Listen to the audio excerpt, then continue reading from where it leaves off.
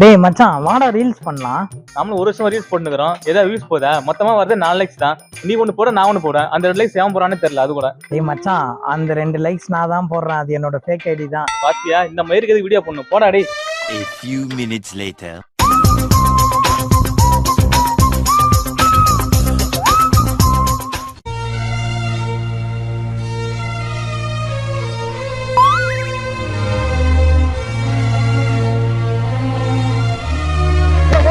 என்னடா நடு ரோட்ல போற சிவேந்திர சிக் என்ன பண்ணுகிற? ஏய் மச்சான் இப்படிலாம் போட்டாதான்டா ட்ரெண்ட் ஆகும். என்னடா லூஸ் மாதிரி பண்ணுங்க. இது ட்ரெண்ட் ஆகும்ன்ற. இப்ப போஸ்ட் நான் போடுறத மட்டும் பாரு. என்னடா 1 மில்லியன் வியூஸ்? அதுதான் லைக்ஸ் பாத்தியா?